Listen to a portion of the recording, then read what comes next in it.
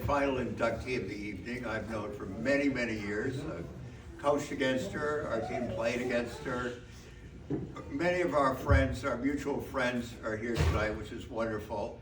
I served on the Mass EMWSL board for probably 15 years with her. Let's see, Lisa, Liz, and I were talking before the event, and if the three of us put all our jobs together, we would equal the amount of jobs Lois has done for our league. Okay, so tonight I want to bring up a fellow EMWSL lifer, who's also the Mass Liaison representative for our league, Lisa Zagura. Okay.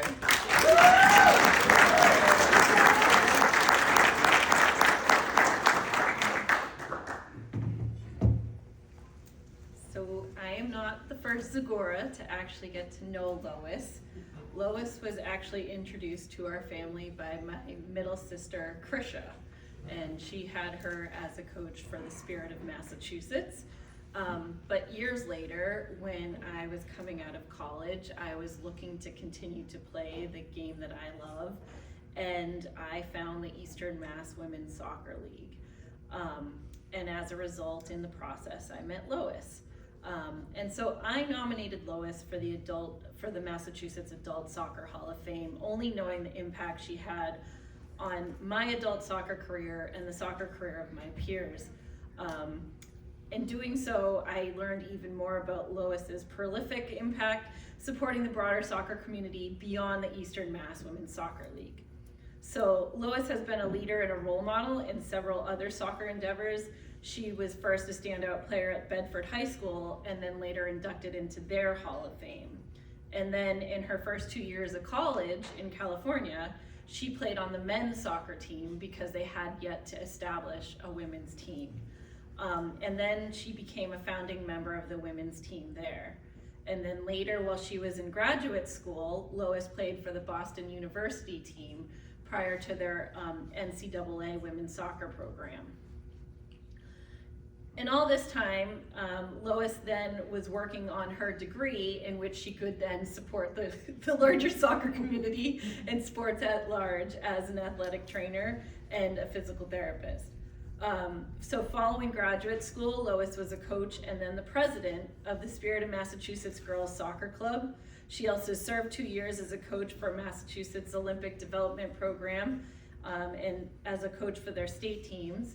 And then throughout her coaching career with the Spirit of Massachusetts, Lois was also playing on the Region 1 Massachusetts Select Women's team and serving as the athletic trainer for Region 1's men's and women's teams in the plural. So while she was playing, she was also the athletic trainer for the men's and women's teams. And then Lois became a founding player in the Eastern Mass Women's Soccer League, where she went on to serve, as Peter said, a number of roles for over 18 years. Beyond serving these leadership roles, Lois also managed Eastern Mass Women's Soccer League teams, beginning with the Spirit of Massachusetts women's team, and later simultaneously, and for anyone who's managed a team, this is impressive, simultaneously managing Orange Crush, Classic Crush, and Arctic Crush. And Classic Crush is the one that remains in Division 1 Eastern Mass today, which I'm lucky enough to remain playing on. So Lois's efforts to start and then manage these teams greatly expanded playing opportunities for post-collegiate women and helped grow what is now the largest women's soccer league in Massachusetts today. As if this was not enough, Lois was in parallel also playing for the Sudbury Suburban women's team for 16 years. So, as I mentioned, Lois's professional career has also supported the soccer community at large. As an athletic trainer, Lois served the U.S. Region 1's men's and women's soccer tournaments, the 1994 Men's World Cup, the 1999 and the 2000 Women's World Cup, and the 2007 Women's Under-20 World Cup, as well as more. So anyone who has had the privilege of playing with or against Lois over the years or worked with Lois at the local Massachusetts national or international level can attest to the dedication to growing the game that we all love. It's not only that she has volunteered the time and the dedication to growing the game, but it's the humble and thoughtful way in which she has supported all players, but particularly women and girls, to play for as long and as physically feasible as we can. So Lois has left a legacy for others to continue and steps that we can only hope to fill collectively. So it's again my honor and privilege to introduce Lois, but before I do so, there's a couple of other folks that would like to share their thoughts. So I'm gonna invite Nadia up to the podium.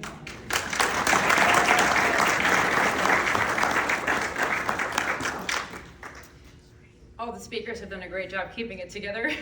I've been having trouble doing that.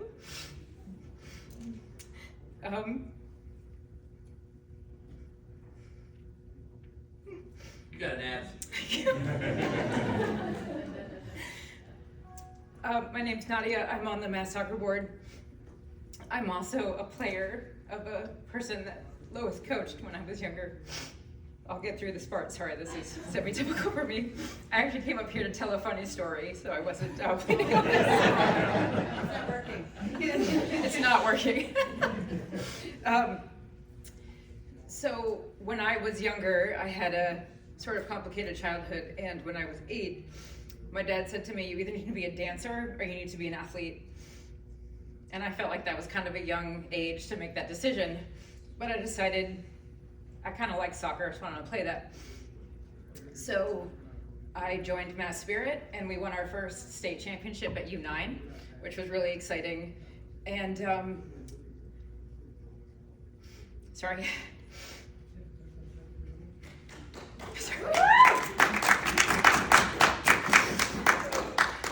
One of my teammates, MJ Sullivan's here from that team, which is really fun.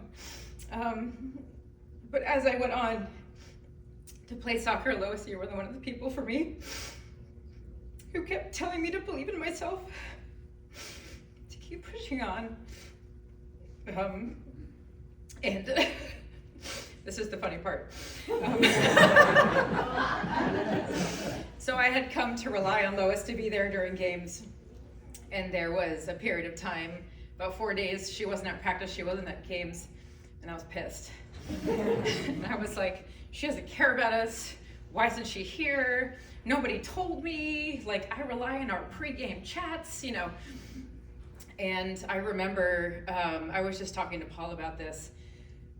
I remember people were kind of looking at me like, clearly like I hadn't gotten the memo as to where she was and what she was doing.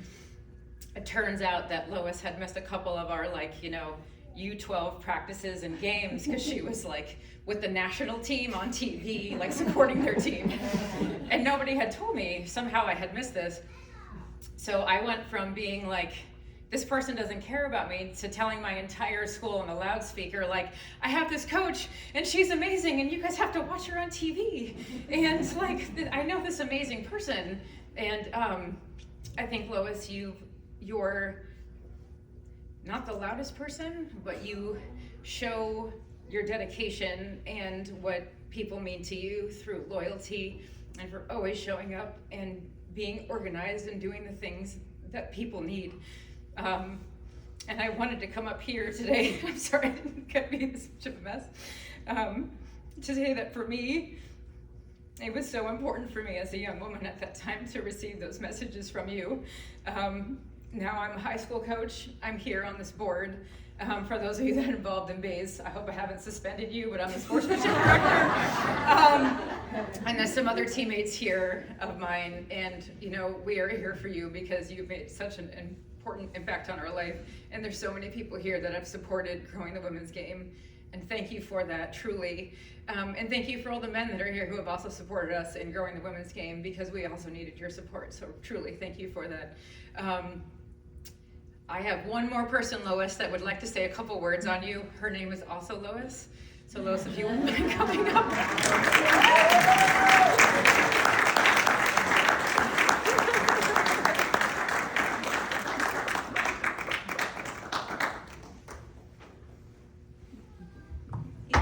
In the league, we were known as Lois F and Lois K. And I always wanted to be Lois F. She was a phenomenal player and I wanted to be as good as you. The only trouble was I'm at least 15 years older than you. And I just learned how to play at 30. So, but I'm very pleased you are now Lois K. I give you the title of Lois K1. I will gladly take Lois K2. And I'm so thrilled for you. This honor, you deserve so much. Thank you.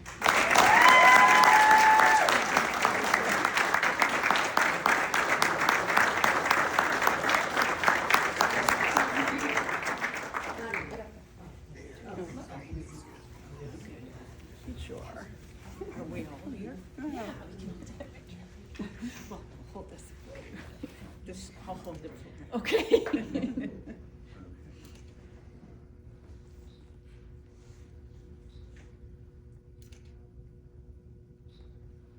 Thank you. If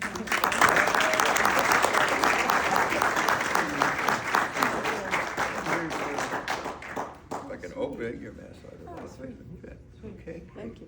And I don't have to speak? Nice try. Oh, I'm sorry. I don't know why we did that, that's my fault. You know, us women, we're emotional. We got to get those things done first. So, first of all, thank you for this. It's such a great night to just get back together with friends that you share such a great bond with, and that's the fun of this night, and I appreciate it. So thank you to Mass Soccer for another person that escaped to New Jersey 18 years ago. I found a different love. My husband, who's here today.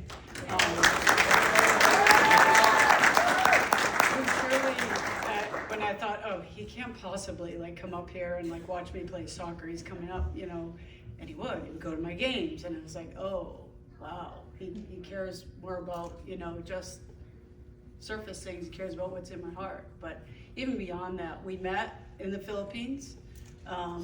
This guy from New Jersey went to the same church as my brother. We met there and then started dating and long distance commuting. My family lives in New Jersey, so I didn't move for my family. I moved closer to them, but to be with my husband, and now we have a 16-year-old child, so we follow his soccer all around. So thank you all for this honor. I do appreciate it. Years ago, when I did go to Bedford High School. I was a standout athlete there, 3-sport athlete, and had some accolades come in, and you've heard that, you know, Boston Globe Player of the Year, Little Sun Player of the Year, these various things. And it was, you know, like an honor. You're a high schooler, you're achieving these honors, and you're looking at going to colleges and things. And I had a coach say to me, in 10 years, no one's gonna remember you. Yeah. And I was like, what? What? You gotta be kidding. And he was right. In 10 years, nobody remembered what you had done, but at the time I thought that was really harsh. And what he means is enjoy the moment, because there's someone gonna come after you that's just as good, just as, you know, viable and will be honored just like you. But what he meant to say is it's not everything. And soccer is not everything, even though some days we do think it is. In my life, God was really in the details of my life. And he allowed me to have many years here in Mass Soccer as a single person, running off to this field and that field and organizing this team and this league meeting and that. And I loved it. It wasn't work.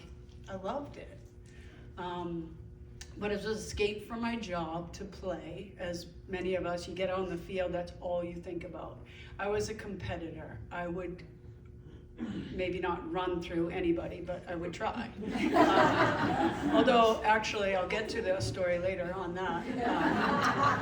And someone here in this room knows what that's about. But anyway, I always enjoyed the game. I enjoyed being involved in the league and all the people. You're all here because you're people that cared about me and I cared about you, and we had just a bond in the past. If you ever go somewhere, I'm a rehab person, I'm an athletic trainer. If you go somewhere and somebody's got a sling on, they gotta tell you 10 stories about the shoulder that they had replaced or whatnot. You have a knee issue. So if you go in an airport and you're carrying a soccer bag, everybody's gotta talk to you about, oh, where do you play and whatnot. You never even met them before, but it's that bond. So all of us here in this room have that bond that you just share and you cherish. People say, why do you do all this? Why do you do all this? Because you love it. You love it. But as I said, God's been in the details of my life, and I've allowed him to be. And as we have a son growing up, I say, keep God in your plans, because he has a plan for you. And part of why I got involved in so many different things is at that point in my life, God wasn't first in my life. And I had him there, God was there, but he allowed me to do all these things and kept me safe and secure, but allowed me to meet gracious people like yourselves that are here tonight. So I was fortunate to be involved in the league, play, on various teams, get new teams started because I had all these players that I had coached that needed a place to play, and I couldn't just play for Missouri. I had to make new teams. So we made one new team, and then we made 3 new teams, and then, Paul A. would coach the Orange Crush kids in the summer, and we would just make it happen. So I would just manage all those rosters and be the registrar and the vice president and the secretary and all these various things over years. You just did what you did. And then as I began to move forward into my career more so, I still always tried to play on the side, but I was fortunate to become an athletic trainer with the Boston Breakers, managing that team for 3 years, and then from that, when the league had folded, become a trainer for the national team, youth programs, and the full team. It was difficult to be a full-time national team trainer. They paid you $100 for a week, $175 for the full team.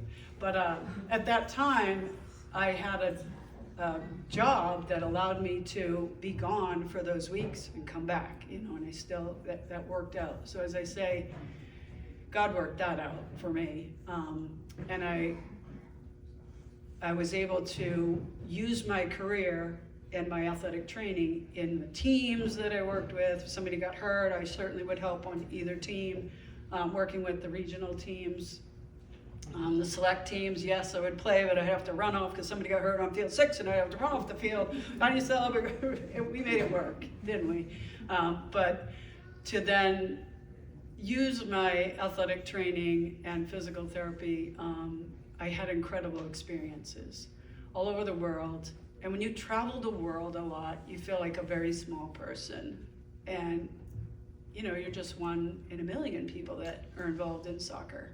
So that, in a sense, was humbling, but it was just a great experience to work with 3 different World Cups, to be able to be on this end in Foxborough with the 2003s, 1999 on the medical team, and then go out to California and celebrate as the women won the World Cup out there. It was just a great experience. So, and I did that meeting up with friends from Boston University. We just didn't even communicate. We met out there and it was a great experience. But after years of playing in the league and whatnot, I started playing with suburban soccer Sudbury team, and I would always say, you guys should be affiliated. Like, you guys should be in the Eastern Mass Women's League. And I just always tried to get that happening, and I guess it's sort of evolving and happening now, which is nice to see. The years of traveling and whatnot made different connections, and when the Veterans Cup came around, and one of the first years I was involved in it, I was actually too young. I was 29 playing with the Sudbury team, so I kind of helped coach them, but I was a trainer with John Mata's organization up in New Hampshire, one of those first Veterans Cup. But met people there through the regional program and whatnot, Shauna, who got us interested in playing on a different, not a Massachusetts team, but a California team. And I would be remiss to say that we got recruited to play there, but we just got asked. There was no Massachusetts team in that age group at the time, so a couple of us started playing with the Boston Breakers, California team. So we were opposing some of the Massachusetts team in that first tournament. Actually played down in North Carolina and then played at Lancaster with that Boston Breakers team. And at the time, you're not sure who you're going to match up with, but we ended up playing against one of the Massachusetts teams. And one of my best friends from Boston University is in goal. Okay, this is a story where we both were so sure we were going to get to that ball, and I was more sure. But we literally collided in midair, like smack, like head-on car collision. And I'm just glad that we both walked away from that and just hugged and whatnot. And that's Dee, and she still lived to tell about that. So that was a unique experience to be on the wrong side of the Massachusetts teams. But then several years, even being down in New Jersey, being able to be invited back with Mass Spirit to join them in several different Vets Cup was just a privilege. I am proud of who Massachusetts soccer are and is and has become. It's incredible. And I, from New Jersey, would always say, oh, you guys have nothing down here. Like, there's nothing. We had so many leagues up there and teams and all this, and I was proud. I was proud of what Mass Soccer had. And I remember at some point, and maybe it was Tony Dabrowski who said, there's nothing down in New Jersey. They don't have any regional teams. They never would send a team. It just seemed like I remembered that. And then I forgot to do my research when I moved there. We did have indoor teams, and I did play quite a bit when I first moved down there, and some outdoor teams. But it was a pleasure to be able to come back and play. And that's how I met Liz. Another team, through the Mass Soccer at the Veterans Cup. And when I look back at all the various things that I did here in Massachusetts, I look back and I say, I left that area. Who's going to take over and who's going to do what? There was plenty of people, and I'm proud to see that some of you are still involved. Peter Council and and Dee Burke and those that just continue providing opportunity after opportunity for those that want to play.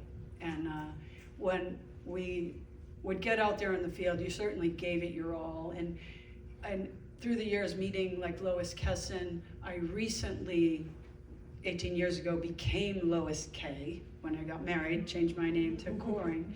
And most of you knew me as Lois Farrell, but I always admired Lois K. and her busyness with the league and her commitment to all players around her to continue playing.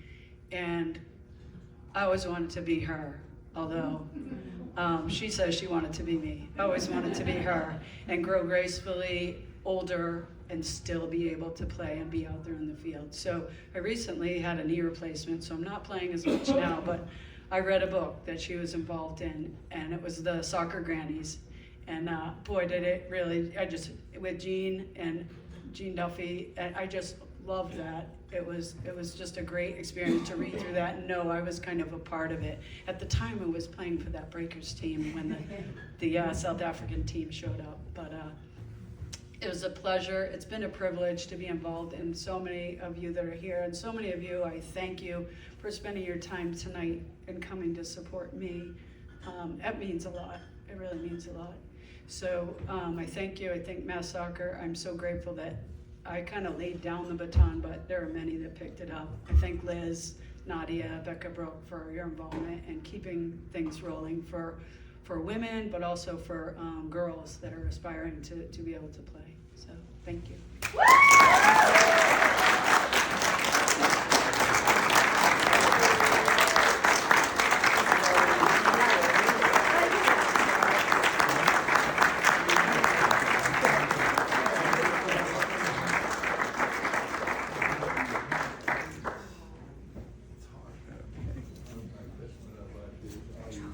Oh, we could vote it. Yeah.